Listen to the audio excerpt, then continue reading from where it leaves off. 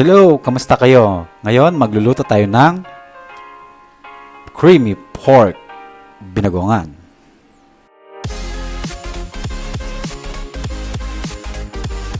Hiniwa-hiwa ko lang siya into cut bite size para madaling kain. At ganun din ang ating pangsigang na sili. O diba? Nasa inyo na rin yan kung gusto nyo na maanghang ng konti o hindi. Dahil merong mga siling pansigang na maanghang at meron ding hindi maanghang. So, tinansya ko lang ang gusto kong amount na ating ilalagay mamaya. Naghiwa din ako ng pulang sili para sa toppings mamaya. At in-slice ko na rin ang ating sibuyas.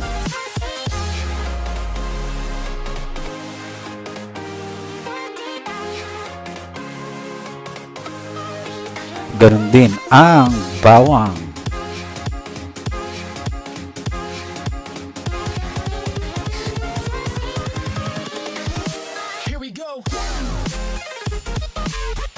At eto na ang ating sangkap para sa lulutuin nating creamy pork binagoongan. Nagpainit lang ako dito ng mantika para sa sibuyas at bawang na ating gigisa.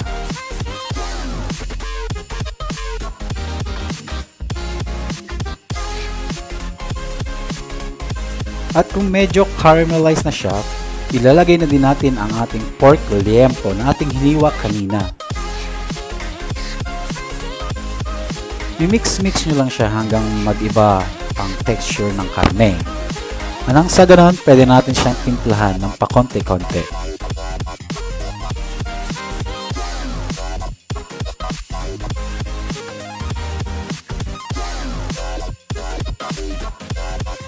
At sa puntong ito, lalagyan natin ang bagoong.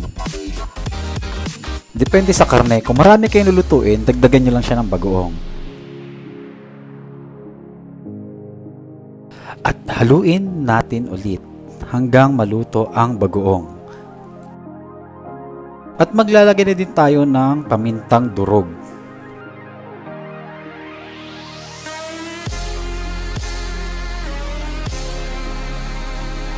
At kung medyo gusto nyo ng peppery, don't worry, maglagay lang kayo ng gusto nyong dami. Wow!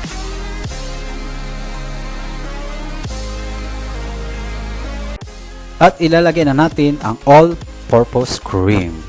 Baka naman, Nestle! Yuhu!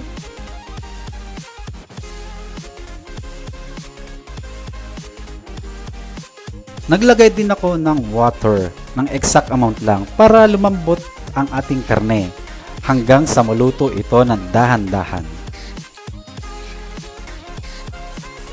At eto na ang moment na tutulo ang laway mo sa sarap. Nilagyan ko din ng konting toppings para naman magmukhang presentable at yummy delicious.